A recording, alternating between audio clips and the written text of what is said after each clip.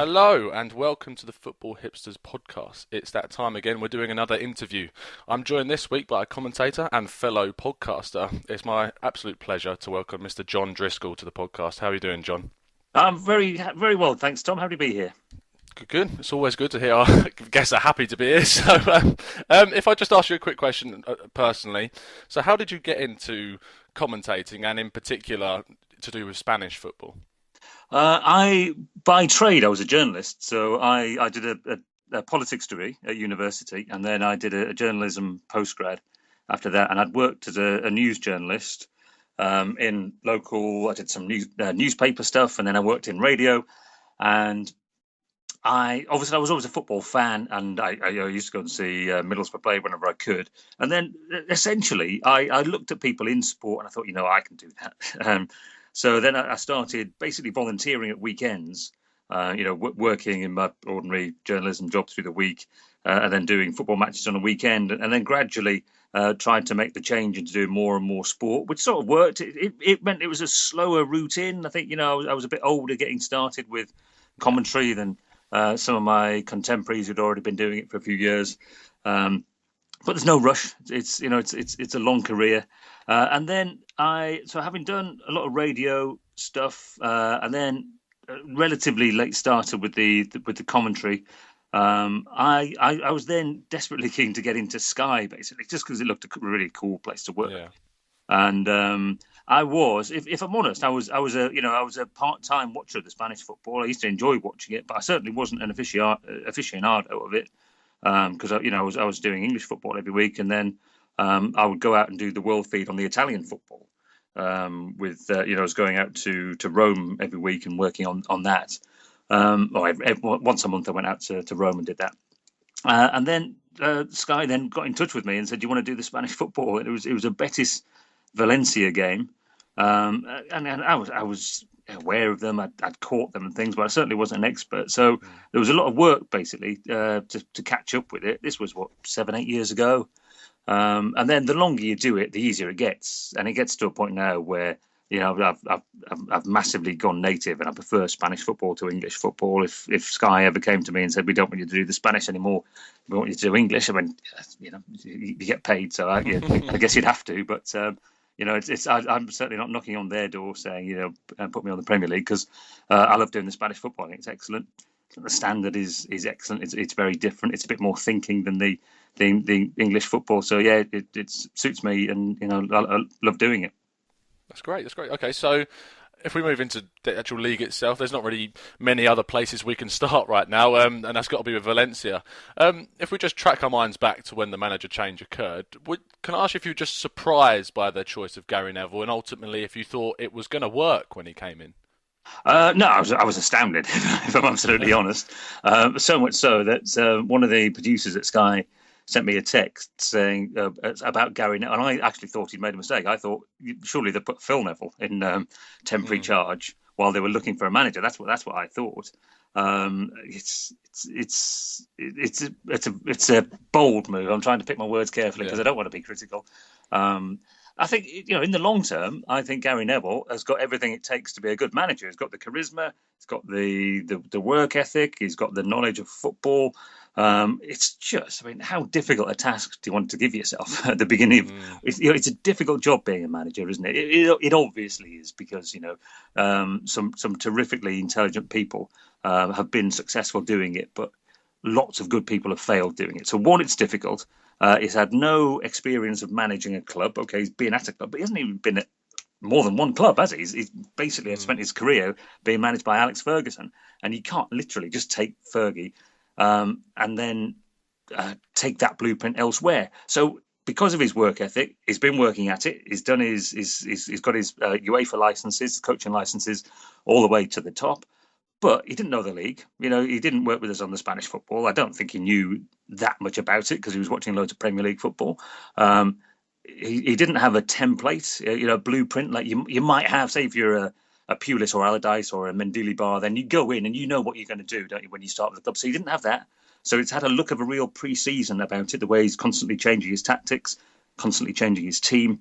and then chucking the fact that you don't speak the language. And what did anyone expect? I mean, I know he's a positive thinker, Gary, but that's been put to the test, hasn't it? That ability Yeah, to certainly. think positively about situations, which is remarkable in his case. Do you see the interview that he did after the 7-0 cup defeat against Yeah, I saw parts Barcelona? of it. Yeah, Because the fans had turned up at the training ground, so they were waiting at the training ground for the players coming back to their cars and everything once they'd flown back from Barcelona. And he said he could see the veins bulging in the heads of the supporters, and he thought, what a positive thing that is, because imagine that passion turned in our favour. I think, right, okay, that's a very, very positive way of looking at people being that angry with you. Yeah, but it's not all his fault, is it? Because essentially, Peter Lim has come in with this money, and it basically he doesn't have the first knowledge of football, does he, Peter Lim? It would seem, because he's handed everything over to Mendes in terms of the transfer. He didn't listen to the people who were already at Valencia. They signed a series of Mendes players who were just not worth it. They sold Ever Banega. They got €2.5 million for Ever Banega, and they paid 25 million for Enzo Perez. So they spent 10 times the amount on a worse player. It's just extraordinary transfer business. So in the circumstances, I thought Nuno was doing a good job, to be honest with you. I thought they were making progress. They'd had some bad results, which is why they'd slipped a little bit to mid-table. But then to chuck that away and then to give Gary this break, it's just it's a massive gamble. I can see why the fans aren't happy. yeah, of course. I mean, you brought up the fact the transfers and just throwing players like Santimina and Bakali in at such a young age is risky anyway. So to see how it's turned out isn't that surprising when you weigh everything up. And you spoke about their league position. They've got an Espanyol at the weekend, which I'm not too happy about because I'm an Espanyol fan and we're not in the best of form. But if they surely have to win this game, you think about Espanyol, how they're doing and how Valencia are doing. Surely they must win this game, or the pressure on Gary Neville being sacked could be huge. You sort of, but you could have said that to me before the Rayo Vallecano game, and you could have said that before the Sporting game and Yeah. the Betis game. They were all in terrible form when they played Valencia, and they all got something out of the Valencia game. So it's an opportunity for Espanyol, isn't it? Because they're finding their feet again, Valencia. Now, Espanyol are playing terribly. I mean, that was an abysmal performance, wasn't it, Oh, Monday night? don't ask. Sorry to dwell. And I don't know if it's even worse than the previous week. I mean, this is some run of form, isn't it? You can't complain about Gary Neville and the fixtures that they've had. This relatively easy run of games, followed now by a team that's lost 6-0 and 5-0 in its last couple of games, and Valencia at home. It's sort of got to be a gimme, but then I don't think it necessarily changes, because people were saying it was a must-win game against Betis. But it's the definition of a must-win game. There wasn't much standard football reasoning in giving Gary the job in the first place. He got it out of the loyalty from Peter Lim, and Peter Lim rated Gary. He's the only football person he knows other than Mendes, and that doesn't really change because they've lost a few games. Gary will presumably still go to him and still say, look, yeah, it's taken longer than I thought to find my feet. We'll still get there. And I think losing to Espanyol probably wouldn't really change that. It would give him more stick and more pressure from the media, the people in the game, the fans, etc., but not necessarily from Peter Lim. Oh, interesting. You said you don't want to dwell on Espanyol, but I'm going to do it very slightly. The form, as we mentioned, is awful. They've gone through a manager change, bringing in Constantin Galca from Steaua Bucharest, who actually did very well there, but they are the top team in Romania. But should they made a play more in the January transfer window? For me, Caicedo as our only real striker. I mean, you look at Gerrard, but he's not really that out and out striker. Should we have made a play for a striker in any other positions to really help the cause? Yes, if you can get a good one, but that's the $1 million question, isn't it? Because they got rid of some good strikers, didn't they? Sergio Garcia was excellent. Stuani was pretty good, and to constantly let players go and think we'll be all right replacing them. It's a very tough ask, isn't it? Now, we've seen other teams do it. We've seen Eibar do it amazingly well this season. We've seen Malaga sort of turn it round. They're looking like they were in relegation trouble, weren't they, a few weeks ago, Malaga, and they've turned it round, bringing kids through. It's difficult, isn't it? You don't want to go mortgaging the future of the club, do you? That's too many Spanish clubs have done that, including Espanyol. Have spent silly money, have not run their finances properly, and got themselves in a mess. It's a difficult one, isn't it? You know, you would hope that they would have the contacts, the knowledge of the transfer market to pull off a great signing, but I don't know. Obviously, they didn't feel they did they? And you are probably in for a struggle now. Thank you very much. But yeah, so at the other end of the spectrum, obviously, we've got the Giants at Barcelona flying higher. However, it wasn't the typical mercurial performance at the weekend, but they still came away with all 3 points with a 2-0 win. Could we be looking at potential double treble winning consecutive leagues, if you know what I mean? So they obviously won the treble last year. Could they again win the treble this year? Yeah, of course they can. Yeah, because when every game they play, they go into as favourites, don't they? And so therefore, it's perfectly possible. They were looking a little bit. Was tired? The word. It's a very intense period in Spanish football, isn't it? When people in English football moan about the fixtures over Christmas, but then you look at a team that does well in the Copa del Rey, and their January is incredible, isn't it? And then there's not a lot of rest because they've got a midweek game to catch up because they played the World Club Cup, and then they're into the Arsenal game and that ridiculous round of 16 of the Champions League that seems to go on forever. And so there's not much rest for Barcelona. They've got a couple of totally fresh players in Arda Turan and Alex Vidal, who obviously didn't play for the first half of the season. So that's in their favour. I thought Messi was on a little bit of sort of cruise control, wasn't he, in the weekend game? I thought he certainly wasn't busting a gut, which sometimes he does, because when he's up for it, he's still absolutely amazing. So given that Barcelona go into every game as favourites, then yes, of course, they can win the treble again. Would I go betting a load of money on it? Not necessarily. You know, Arsenal could do them.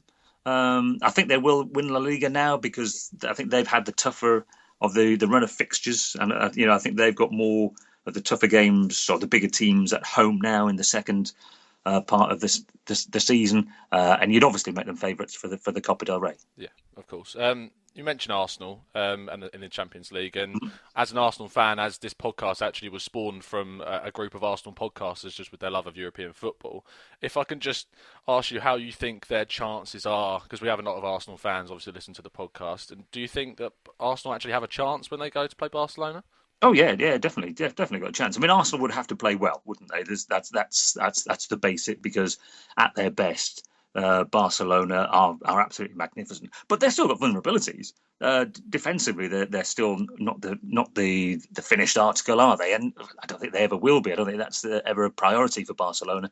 So let's imagine an Arsenal, Alexis Sanchez fully fit, Ozil fully firing, Giroud hitting the back of the net, and yeah, of course Arsenal have got a chance.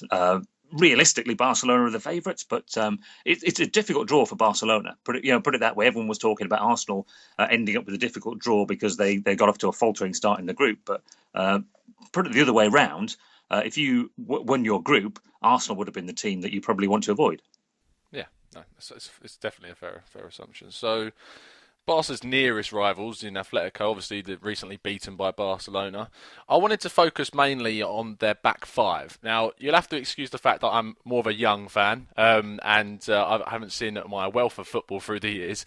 But for me, this is when they're not suspended, one of the best back fives I've ever seen in football. Yes, oh yes, it is. Yeah, undoubtedly. I mean, you could argue all day long about whether old teams are better than new teams. Valencia, in their 10 years or so, they had a magnificent defensive setup.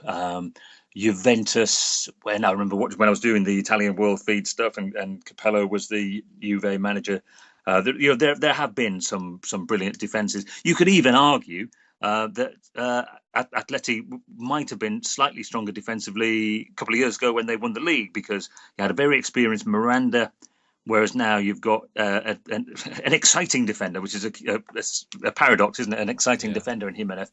But you love him. But Miranda was cool, made very good judgments. Probably didn't quite. He wasn't slow, was he? So he was a great foil to Godin. I think Godin has been the best defender in world football for a few years, and is still underrated. the fact that he still doesn't make that team of the year, I think it's that incredible. annoyed me He'd so almost much. be the first name I would write down. Yeah, certainly. And the fact that there's still quite a lot of young players. You look at Oblak as a very young keeper, and as you mentioned, Jimenez as well. So it looks like a positive future, especially when you consider the looming transfer ban on both Real Madrid and Atletico Madrid. For me, in terms of their youth, I think Atletico are better equipped to deal with that ban, depending on what happens in the summer, of course, with the suspension. So I mentioned Madrid on the other side of the Madrid coin, shall we say. It's been a bit of a torrid and interesting time during this season. Manager change with Rafa Benitez going out and Zinedine Zidane coming in. Did you expect the change to happen? And also, how do you think Zizou's going to do? It's an interesting question. By the end, obviously, the pressure was just building up and building up. I wasn't as critical of him as Real Madrid fans, but even when they were winning, because we do the Spanish football podcast at Sky, we were getting nothing when they were winning games comfortably, and we were getting nothing from Real Madrid fans. Whereas normally fans crow about their teams doing well, don't they? Understandably so, and we were still hearing everybody else. I was checking the Twitter. I was thinking, no, obviously, because everyone else is still getting in touch with us, but nothing from Real Madrid fans because they hated him. They didn't want Rafa to be a success, and so everything he did, every tiny mistake he made, was utterly magnified to the point where you think, well, there is no point in him carry on. He's on to a hiding to nothing. He just can't win. And so normally I don't advocate changing managers because I think clubs get themselves into trouble by constantly changing managers. But in Real Madrid's case, because they all hated Rafa to such an extent, it was the only thing to do, really. Zidane, he's got more of an apprenticeship than Gary Neville, of course, because he was alongside Ancelotti for a while, and then he's been in charge of the Castilla, the B team. They love Zidane. It couldn't be more of a contrast than Rafa, and so it just gives you so much of a start. The crucial moment will come for them. I agree with Atletico. If I was Atletico, I wouldn't have appealed the ban. I'd have taken the ban because they're so well set up with young players that they don't really need to buy anyone.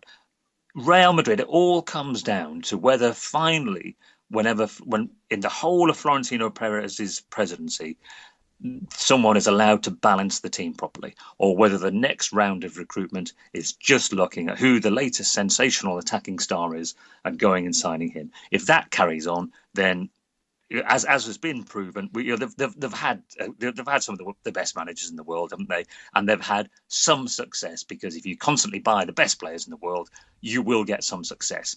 They haven't had enough success. They haven't won enough league titles because no one has been allowed to balance the team properly. For example, Krychowiak, who's at Sevilla, I would think would be first name that I would sign. He's a regular in La Liga. He's solid. He thinks defensively as a midfield player. Stick him in, and you're getting somewhere towards building a proper 11 to go and win tough matches. Not blow Espanyol aside 6-0, but to go and beat Bayern Munich, to beat Barcelona, to beat Arsenal, and all of these teams that they need to win if they're going to be consistently the best team around, which they should be. Yeah, certainly. You actually stole my thunder a bit when I was talking about. I was going to ask you about the defensive side of things, and you look at Barca when they've got Busquets, arguably the best defensive midfielder in the world, and probably underrated because of his attitude in life. But certainly, Casemiro's probably their most defensive first-team player they've got, really, and they've obviously been linked with Pogba, but even I watch enough of Pogba to know that he's not an out-and-out defensive midfielder. And Krychowiak's probably the best example you could say to bring in. Obviously, there's other people out there. I wanted to ask you on a player who's actually on loan from Real Madrid. He's one of my favourite players. He's on the back of my Espanyol shirt, and that's Marco Asensio. The 19-year-olds obviously stole the show in the first half of the season. Calmed down a little bit now with Espanyol's recent poor form. Do you think this guy's got a future at Madrid at all? It's difficult, isn't it? We had a question yesterday about whether they should have signed Peñaranda, the really exciting Venezuelan striker who's going from. So he's already moved. It's the Pozzo thing. So he's on his way from Granada. In a year and a half, he's going to go to Watford, but who knows? And my answer was, to be honest, Real Madrid don't sign a player for $2 million and see how he does. They generally wait and see if he becomes a 40-50 million pound euro player and then sign him. So Asensio is unusual, isn't it? Because they got him for less. They only got him for a couple of million, didn't they? And 3 million, I think was. Yeah, and then to let him develop is sensible. It's not usually what Real Madrid do. They're not usually sensible like that, are they? So, and then you look, good player though he is, you look at the players in his position, and there are one or two, aren't there, in his way in the Real Madrid team. So I don't know. I think it's hard. I can see him, because Hesse hasn't really developed, hasn't he? Lucas Vazquez was playing under Rafa, not really figuring so much under Zidane. So to chuck another one in like Asensio, if I was Asensio, I'd stay at Espanyol. Yeah. And wait until I was a Spanish international before I even dreamt of going back, because Cherishev's another one, had a really good season, didn't he, for Villarreal? Yeah. Went back to Real Madrid and was played 30 minutes of La Liga action, and now he's out on loan again. And got him chucked out the Copa del Rey as well. Yeah. So yeah, but it's hard, because obviously they got that Llorente who's at Rayo, who had an excellent game against Valencia. That goal was stunning from the corner, from a centre back to do that. Just slightly moving down the league a bit more again. We mentioned them earlier in their turnaround, Malaga. It's quite incredible what they've done, in my opinion. Obviously, I'm putting it more down to the fact of a returning midfielder in Camacho, who's been huge for them. How do you think this turnaround's happened, other than the Camacho? Is there any other sort of variables you'd identify to the turnaround that's occurred? One or two little things. They appointed a new sporting director, didn't they? And at that moment, everyone assumed that it's Francesc Arnau, the old goalkeeper. Everyone assumed that the next step would be to sack Javi Gracia. So maybe that vote of confidence that the new club leadership put in Javi Gracia has given everyone the boost. I think you're absolutely right. In terms of personnel, Camacho coming back in with his energy and his strength, and given the fact that he's replaced Duda in the team, is an added bonus. I think Amrabat going is probably a good thing. He's got strength and energy, Amrabat, but he's a sort of a wild presence in the front line, and no one quite knew what he was doing and what his outcome would be. So Juanpi coming into that position, and then people have found a bit of confidence and found a bit of form. I mean, let's not overdo it. It's a good run. We'll see how they sustain it. Fingers crossed Camacho stays fit. The good news is his injuries, I think, have put teams off signing him.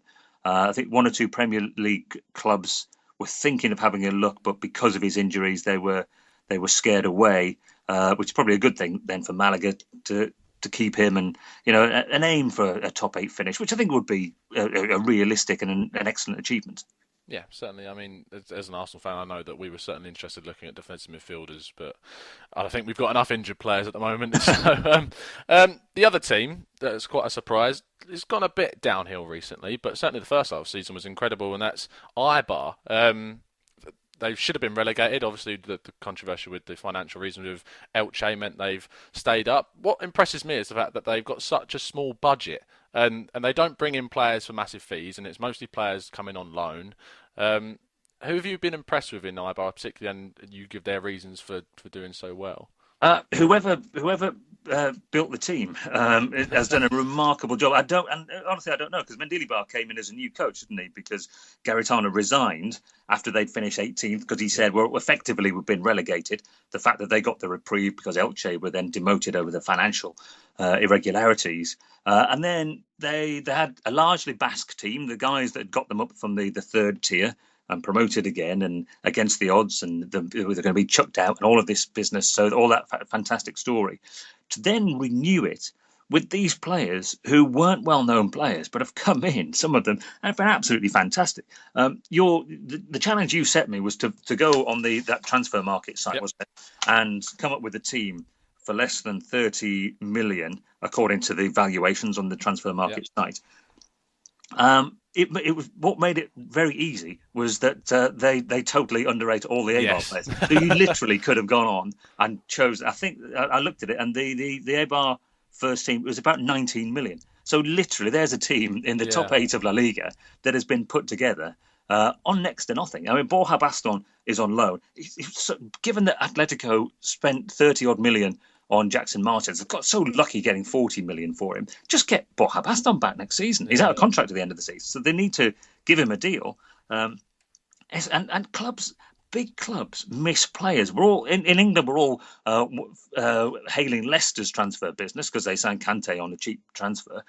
Escalante, they had him on loan at Eibar. He had a great first half of the season. They've now signed him for €1 million. €1 million. Next to nothing, is it? In modern transfer dealings, you're getting League One clubs paying more than that for a player, and he's a player having an impact in La Liga. Danny Garcia was one who came through with them. He's valued slightly higher on the transfer market website. And so what they've got there, two pretty old-fashioned, hard-working, stick their foot in midfield players. Yeah. So they've done brilliantly. Keko, who is the funny-looking, he's got this sort of this shaven and then a blonde. Called, yeah. Yes. I'll leave you to tease on hairstyles, Tom.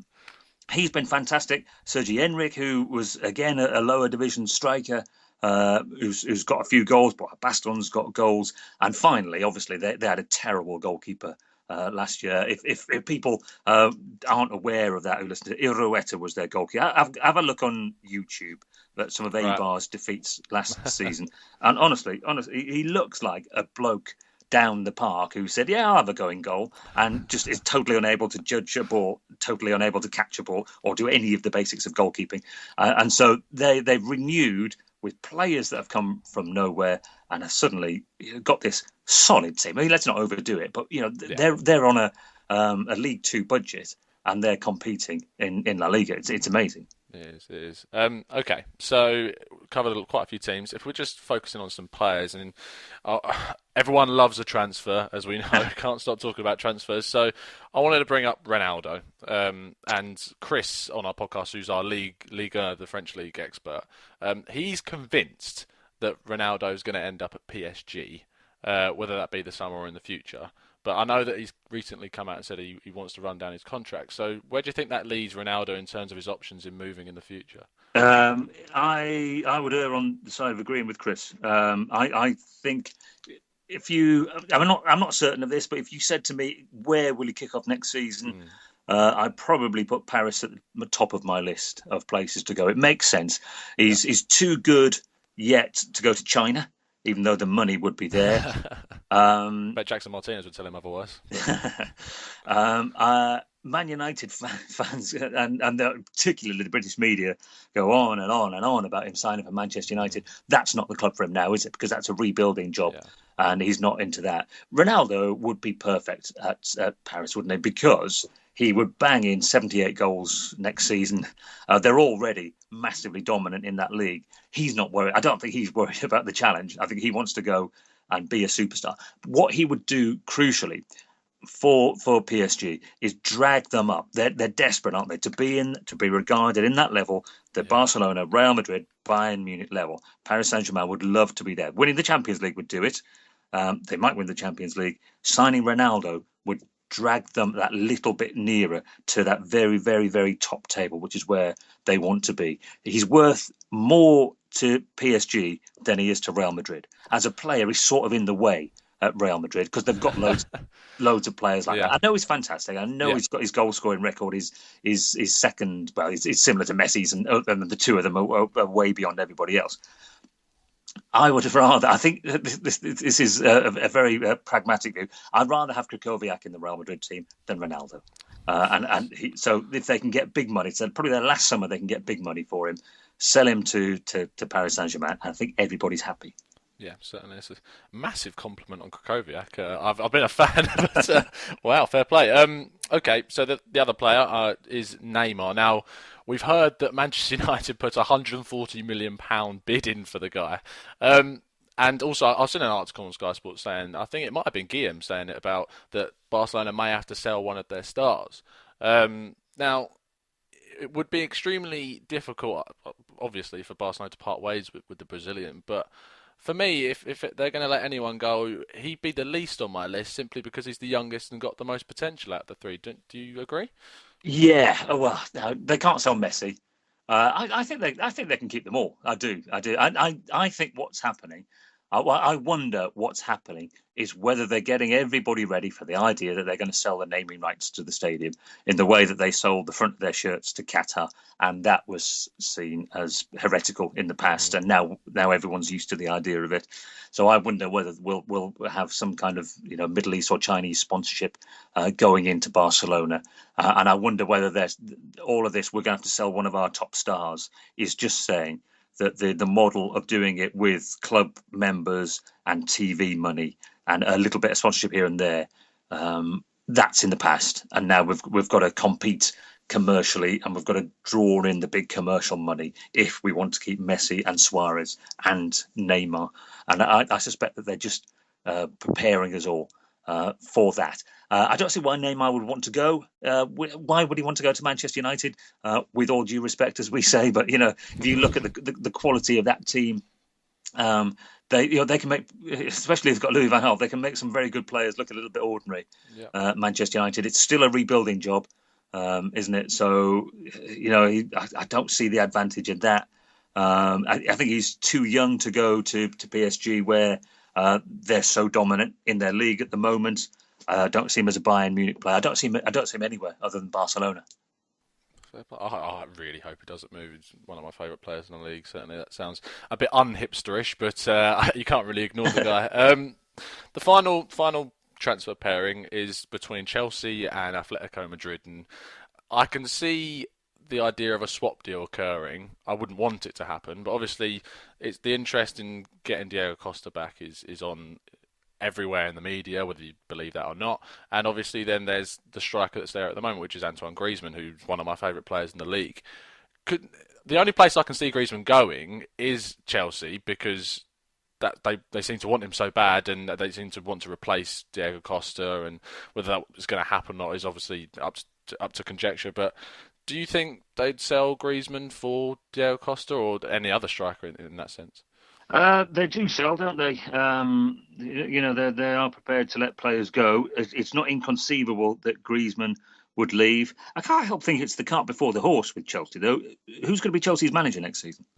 Don't know, do we? Yeah, exactly. So we don't know whether he wants to build his team around Griezmann. It would cost an absolute fortune. Really, really good player. But who's to say he would fit in the style of the manager who goes there next season? So I just think it's the wrong thing that Chelsea should be concentrating on. I can see. I mean, Simeone loved Diego Costa, didn't he? He was everything about Simeone, wasn't he? People in England looking to place managers with clubs always chuck Simeone forward. You've got to be aware of what you're getting with Simeone. You're not getting a beautiful, free-flowing football team, are you? You're getting Diego Costa. With a load of hard-working, solid players behind him, well-organised, compact, not thrilling. They've never been thrilling, Atletico. We've given them a lot of slack in that respect, because from nowhere, on the basis of hard work and good organisation and good transfer business, they've come and got themselves in between Barcelona and Real Madrid, which 5-6 years ago everyone thought was impossible. So we all admire them, but it's not lovable, and I don't think any Simeone team will ever be lovable. So yeah. So Diego Costa, yeah, perfect. Fair play. Okay, so it's time to ask for your £30 million 11. I'm sure you didn't actually go for the whole Ibar team, or how tempting that might have been, but yeah, if you want to hit me with it. Right. So I spent 28 million, and so with the remaining 2 million, I went through and I found players who are actually playing in La Liga, who the site is rating so little that I've actually managed to get 7 on the bench for the remaining 2 million. Nice. Right. In goal, I've got the Betis goalkeeper Adan, who's costing me 3 million. Excellent goalkeeper. Is the one that Mourinho dropped Casillas for, and there were howls of protest. You look at him now and you think, actually, he's better than Casillas, isn't he? He should be in the Spain squad, Adan. He's excellent. I've got Rosales, the right back from Malaga. I actually had cheaper options, but because I had a little bit of money left over, good attacking right back, comfortable on the ball. I've got Isma Lopez from Sporting Gijón, former Athletic Bilbao left back. I've got 2 central defenders. Now, one of them's injured, so if you're going to give me the bad news that I can't have an injured player, that's fine. I've got Bernardo, Sporting Gijón, out of contract at the end of the season, injured until the end of the season, which is terrible timing, because they were desperately trying to get him into the Premier League in some way, just because his agent wanted that much money. Bernardo, big, strong, solid, ex-Sevilla youngster, and originally from Colombia, came to Spain as a kid. Sydney, been superb at Deportivo, another big, strong man. So I've got that. Midfield, I've mentioned two of them already. I've got two grafters and a schemer. So I've got Escalante and Danny Garcia from Eibar, and then I've got Pedro Mosquera, who Deportivo signed on a free. Exactly the kind of transfer business that do well in Spain, that they don't do well in the Premier League, on a free from Elche. Calm, good passer, energetic midfielder, excellent player. So I've got three up front. I've got Peñaranda, who's only costing me $500,000. So I might sell him in a season for 20 million and restructure my squad from there. Runs at people, takes people on. A little bit of a young Thierry Henry about him. So there we have cursed him.